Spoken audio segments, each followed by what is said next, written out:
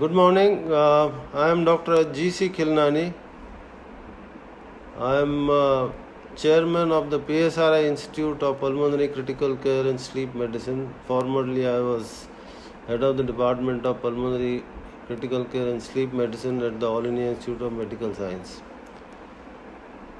Today, we are going to discuss something very serious which is happening all over the world.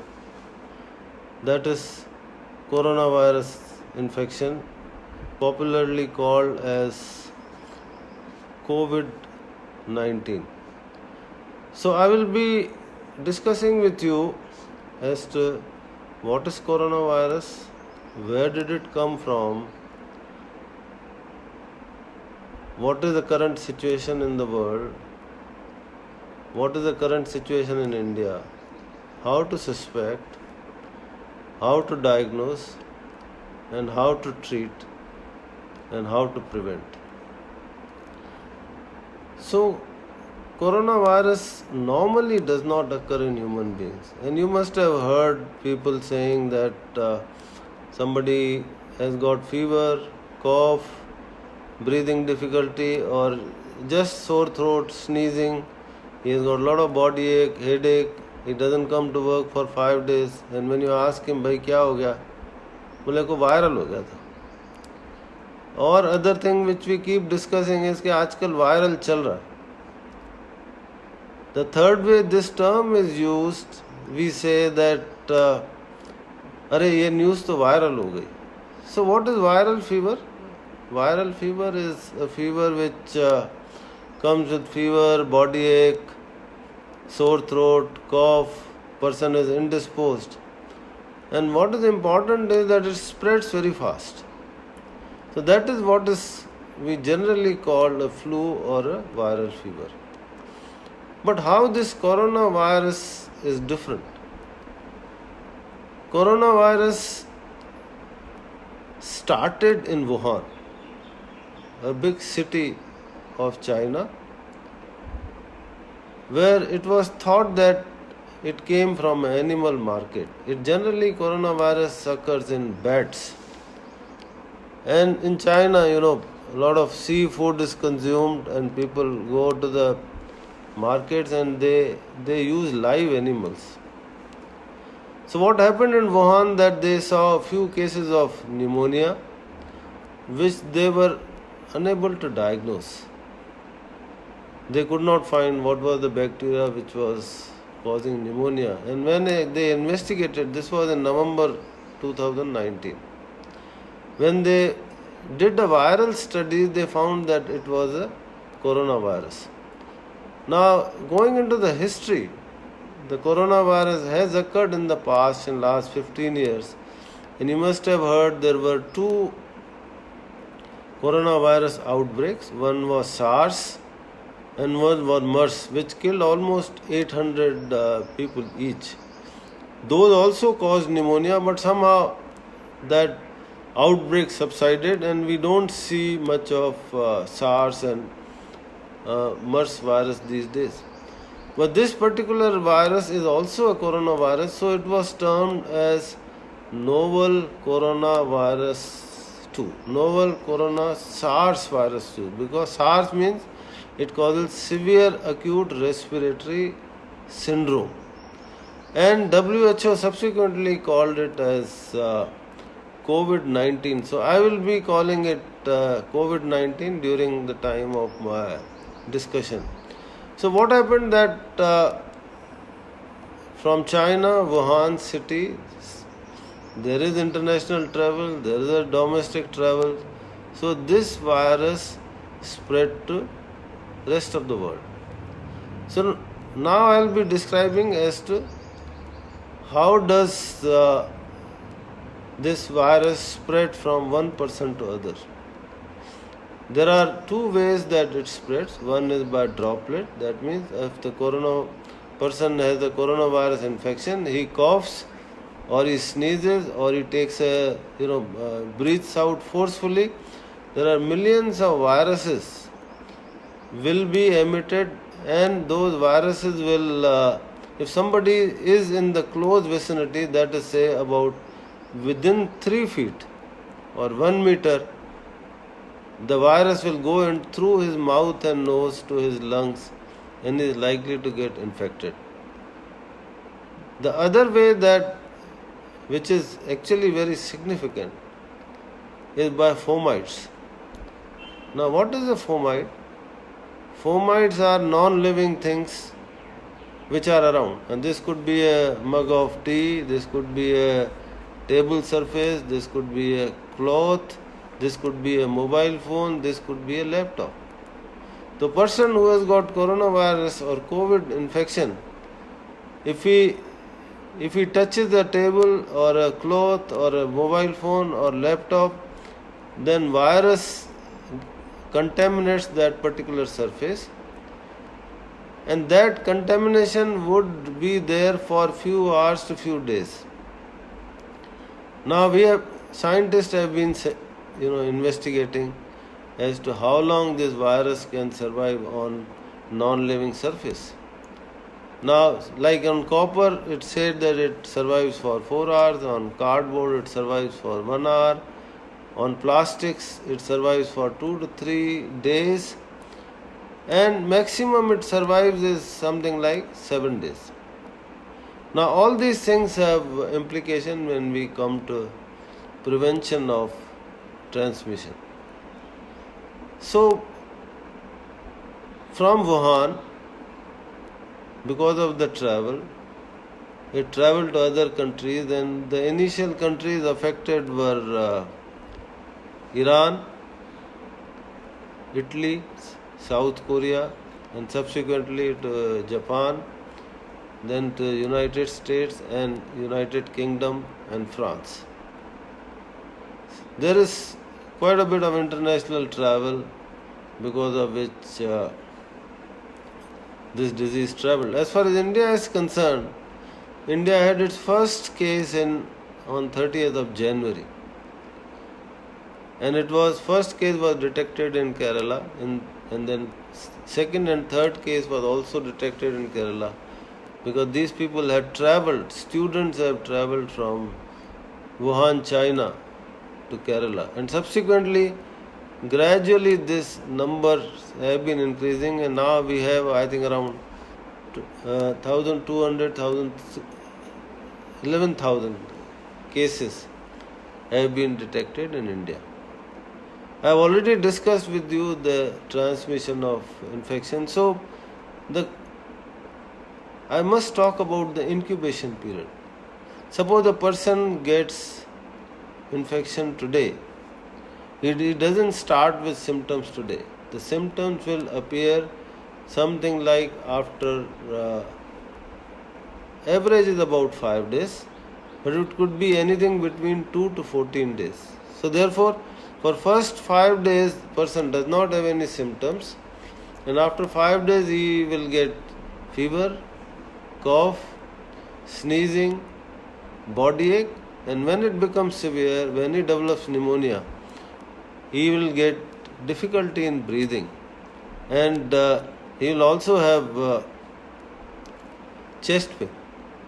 And this patient his oxygen level may go down. He may require hospital admission, he may require ICU admission, and he may require what is called a life support in the form of mechanical ventilation. So there was a study published in one of the best journals called New England Journal of Medicine, where they studied 1,099 patients, and they found that 86% of the patients did not require hospital admission. They just had a bit of fever and could be treated at home only. 14% required admission to the hospital. 5% required ICU care. That means they have to put in the intensive care unit. 2.3% had to be put on life support, and 1.4% died. The inference is that even if you put the patient on mechanical ventilation, there is only 1/3 chance that the person would survive. Another important, which is one has to understand, that this COVID-19 virus affects elderly very badly. the patients who are more than 79 years of age, there is almost 1 in 6 chance that person would die. If the age is between 70 to 79 years, the chances of death are something like 8%. And if it is 60 to 69%, the chances are 3.6%. So therefore, higher the age, worse is the outcome. Another thing is that those who have diabetes, those who have blood pressure, those who have congestive cardiac failure, those who have cancers, or those who have been treated for cancer, or those who are on corticosteroid therapy, meaning thereby those who have low immunity, they have adverse outcome in the form of they are more likely to die because of COVID infection. Now here I would like to discuss as a pulmonologist that it is thought that probably it is people who have lung disease like asthma or COPD or tuberculosis, how they are affected. So far there is no scientific data to say, it has not been studied well enough, but it can be thought that person who already has asthma or COPD is likely to have more symptoms because of COPD. It is likely that he will have severe disease, and probably maybe the death rate will also be high, but so far the data are not there. There is also thought process that inhaled corticosteroid which are taken for asthma and COPD, all the patients take these medications. This might be helping in prevention of corona infection or reducing the severity of infection. This is a thought process for which a scientific data have to be generated. The disease is new. So 5% gets ICU admission. So what can we do about it? That's a question. Once the patient gets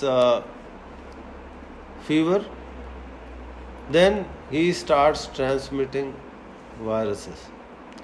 And there are certain peculiar things about this virus which I must tell you. One is that even before starting with the symptoms of fever, cough, sneezing,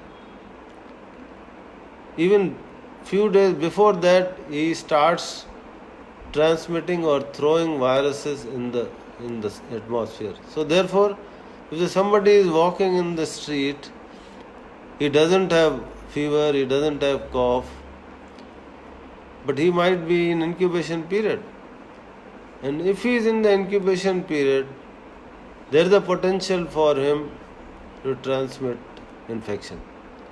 So that is the reason, and we will come to that today we are advising everybody should wear a mask while going out.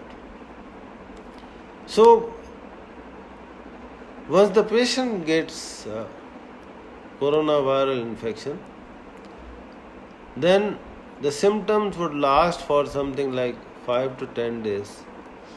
And after 14 days of start of the symptom, on an average, the person becomes non-contagious and non-infected. That is, after that, he does not transmit viruses. So coming to the diagnosis, how it is diagnosed. Coronavirus is diagnosed by the tests called RT-PCR, reverse transcriptase, polymerase chain reaction. It is a test which is done by taking a swab, some secretions from the throat or from the nose, or sometimes on the sputum, and sometimes we do a bronchoscopy and take fluid from the lung. But the most common is by what we call a nasopharyngeal swab, that is swab taken from the nose and a swab taken from the throat. This is a very advanced technique by which we detect the DNA of the virus, and this test is now available in several government hospitals like RML Hospital, Safdarjung Hospital, All India Institute of Medical Sciences, even the private laboratories are doing this test. There's another test which you must have heard on news, that point of care test. That is that you go for the test and within 20 minutes or 40 minutes or 10 minutes the results is available. What it detects is the antibodies. But we should understand that there are certain limitations of this point of care test, what is called a serology test or antibody test. This antibody test becomes positive only after 7 days of getting the infection, 7 to 10 days. So therefore, in the initial stages, it will not be positive. So it has got its limitation. Also, it is not positive in 100% cases. So this serology test is faster, it is cheaper, it is easy to perform, but its value is much less than the RT-PCR test or the throat swab test. Now I will tell you about the treatment. The treatment of, we don't have a specific treatment for in the form of antiviral drugs for coronavirus infection. And you must have heard about drugs like hydroxychloroquine, drugs like azithromycin, and some antiviral drugs like remdesivir and lopinavir and ritonavir combination. All this have been tried. But so far there is no strongly effective drug which you give antibiotic for bacterial infection, it gets cured. But there is no antiviral drug which has been so far found to be effective. However, a small studies have been done where hydroxychloroquine and chloroquine have been seen to be reducing the concentration of viruses. And there are some studies which have shown that the duration of illness, instead of 5 days, the symptoms will reduce to 4 days. But the last word has not come. So hydroxychloroquine or chloroquine nowadays is used for treatment and prevention of coronavirus infection, and no antiviral drug has been found to be useful so far. So otherwise the treatment is the supportive. You give paracetamol. It is also advised that non-steroidal anti-inflammatory drugs like ibuprofen or diclofenac should not be given for coronavirus infection. One should try to manage with only paracetamol and other antihistaminic and symptomatic treatment. I will not be going into the ICU care of these patients because this is beyond scope of the discussion. Now I will talk about what can we do. Currently, the New York and United States are in a bad shape, United Kingdom in a bad shape. As I said, India is not so bad. This is because even before, as the first case of COVID-19 came to Kerala, India started screening all the people who were traveling from abroad, especially the infested countries. We started testing them very fast. And we started quarantining them very fast. Government of India was very swift, very strict, very systematic and very methodical in containing this disease. So, as I said in the beginning, that it is transmitted by two routes. One is by droplet infection, when the person coughs. Other is by non-living things like touching each other or touching a surfaces or touching the contaminated area. And the route of entry of virus is through the mouth and nose, and it goes into the lung. So the first point is what you all know is social distancing. If you do not do social distancing and one person is infected, in 30 days time he would have infected 406 people. Because one person infects other, he becomes disease, he infects another person. Like this, and one person would be responsible for causing COVID-19 to 406 people over a period of 30 days. However, if you reduce the social distancing to 50%, then he would infect 30 people.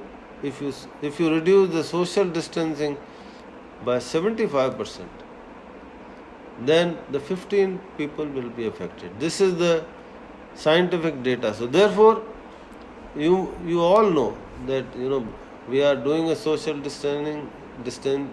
The India is in the lockdown. Other thing is about cough etiquettes. As I said, when you cough and if you have a viral, maybe a flu virus or a coronavirus, the millions of viruses are thrown into the atmosphere. So whenever you cough into a handkerchief or a tissue paper. And if you don't have a tissue paper, if you don't have a handkerchief, the best thing is to cough into the elbow. Now some people have a habit of coughing like this. Now what you have done? One, that you have spread the virus in the environment, and you have contaminated your own hand. And now when you touch any surface, then you are contaminating the surfaces. So therefore, the cough etiquettes are very important. Second thing is, the virus, we have a habit of touching our face and nose like this and like this, on an average 90 times in a day.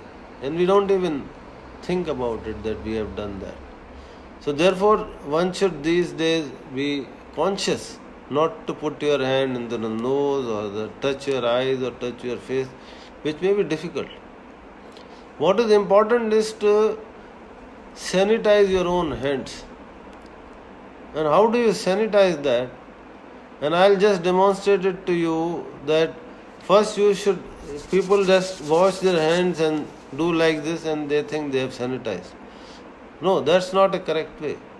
What you should do is, first you put the soap on your palm, make a good froth, and then after that you must clean the webs like this, and then after that you should rub your finger toes and then both the thumbs and finally the wrist. Whole thing takes for something like more than 20 seconds. After that you drain the water like this, and if possible you don't wipe it with the towel. You dry it with the tissue paper and discard the tissue paper properly. Washing hands is very, very important for prevention of infection. Now, if you are unable to wash your hand because there is no soap or water or wash basin where you are, then sanitize your hands with what you call as alcohol-based hand rub, alcohol-based hand sanitizer. Please be careful that you don't buy a sanitizer which does not have isopropyl alcohol. So therefore, and take about 5 to 10 milliliters of sanitizer, again rub it like this, again clean the webs and do it like this, and finally the wrist and dry it. Don't wipe it. Never think that if you, without washing your hands, and you have dryers in the public lavatories, they do not sanitize your hands. They can be used only for drying after washing. Besides this, you should frequently clean your floors, your table, your chair with a disinfectant. Hypochlorite 1% is the best solution to do that. And of course, social distancing. Wherever you are, if you have got the market, just keep at least 1 meter distance from each other. Other thing is that if anybody in the house has cough, you may not first you don't go out if you don't want to be tested, if you don't think you have a travel history or a contact history, but you must wear a mask at home. In that event, rest of the family members should also wear mask. And now I am coming to in the heading of prevention of coronavirus infection, the use of mask. There was a panic. N95 mask, non-availability, duplication, substandard mask. We saw everything in the beginning. You should understand what does a mask do. The mask is used so that air which goes into your system is filtered and the virus does not go inside. Now this virus has a size is big, so therefore any mask which is common surgical mask, 2-layered or 3-layered mask is good enough. If there is a non-availability of surgical mask, even if you can stitch at home with a thick cloth and wear it and wash it and then again wear it. N95 mask is only recommended for healthcare workers, those who are performing procedures and so on and so forth. What is important is that masks should be properly worn. So your nose should cover, the upper part of the mask should cover the nose, the lower part of the mask should cover part of the chin. There should be no leakage from the side from where the air could go in. So, if the person has coronavirus infection, he should wear a mask. If he is suspected to be having coronavirus infection because of cough and sore throat or whatever, he should wear a mask. And whenever you are going out to the market or whatever, today recommendation is that everyone should wear a mask. So, finally, we'll talk about hydroxychloroquine. Hydroxychloroquine is as I said, there are some studies which have found to be partially effective. It is recommended for people who have corona infection, number one. Second, it is recommended for healthcare workers who are exposed to corona patient. It is also recommended for the family members of the people who have corona infection. It is not recommended for general public. Besides cost, it has side effects on heart and other systems, so it should not be taken without medical advice. Now, what should family members do if the patient has coronavirus infection? If the patient has coronavirus infection, he should be kept in a separate room. The door should be closed. He should wear a mask. His clothes, his utensils, his food should be separate. His clothes should be washed with the hot water and soap all the time. He should wear a mask, and all the family members should wear a mask. And when do you say that the person is infection free? Either the 14 days have passed by, but ideally, at the end of 14 days, his throat swab should be tested with RT-PCR twice 24 hours apart to say that he has become non-contagious or non-infected. Is there a vaccination? World was able to get rid of smallpox infection. We got rid of polio eradication was done because we had a vaccination. We had a vaccine which prevented infection. But I want to apprise you that as of today, there is no vaccination for coronavirus, and as per the World Health Organization, it is unlikely to come in at least next 1 year. Unlikely, we don't know, but at least I am sure that for next 6-8 months there is not going to be vaccine. So where are we, and what can we do? We can only prevent it. I am repeating it. If the 100 people develop corona infection, 5 will require ICU care, 2.5 would require ventilator, and 1.4% die. Now, this could be 2%, 3% depending upon the data. And somebody, while I am talking, it remains in the air. There is some evidence that this virus remains in the air or it is in the airborne, but we are not sure about that. So therefore, it is recommended that everybody should wear a mask. So answering that question, that the evidence is very little, but there is evidence, some thought process that this virus does remain in the air. So finally, ladies and gentlemen, friends, the citizen of this country, India has done exceedingly well. The America has 1/5 of India's population. They have more than 2 lakh cases and several deaths are occurring every. They are well developed. They have more resources. They have more money, more ventilators. India has population is large, it has porous borders, rural population is large, poverty is there, overcrowding is there.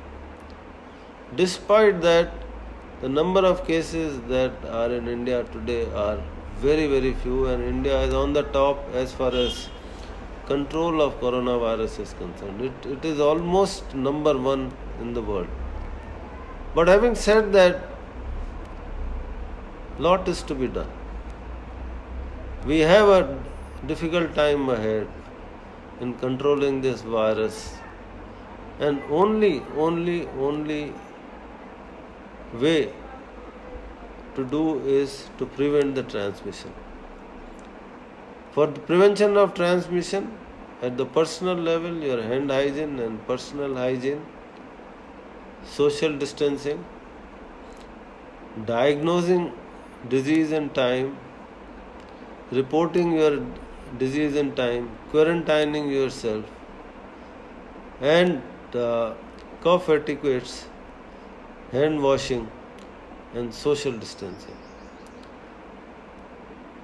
Preventing coronavirus is not only doctors or nurses or healthcare workers or policy makers' responsibility.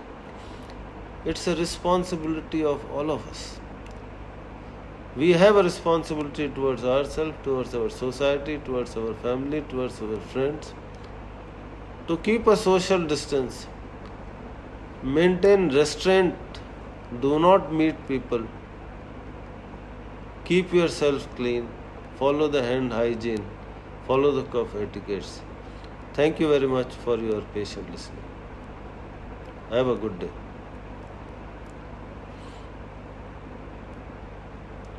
One question has come from Lata Roy as to how to improve our immunity. That's a good question. So far, as I said, there is no vaccine, but if you want to improve your immunity, then you should have a good lifestyle in the form of good food, in the fruits, proteins, do not overeat, sleep well.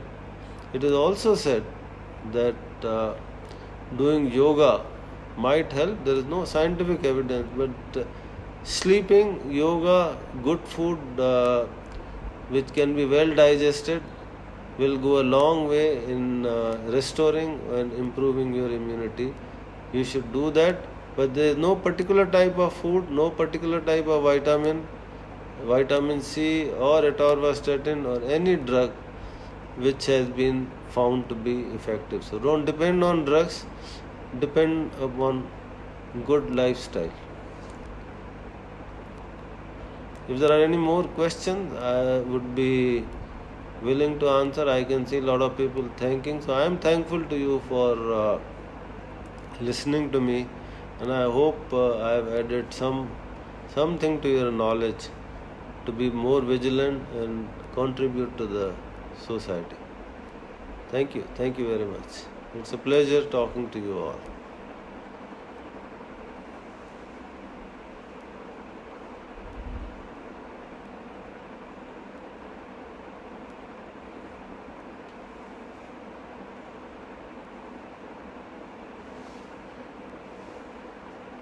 Thank you.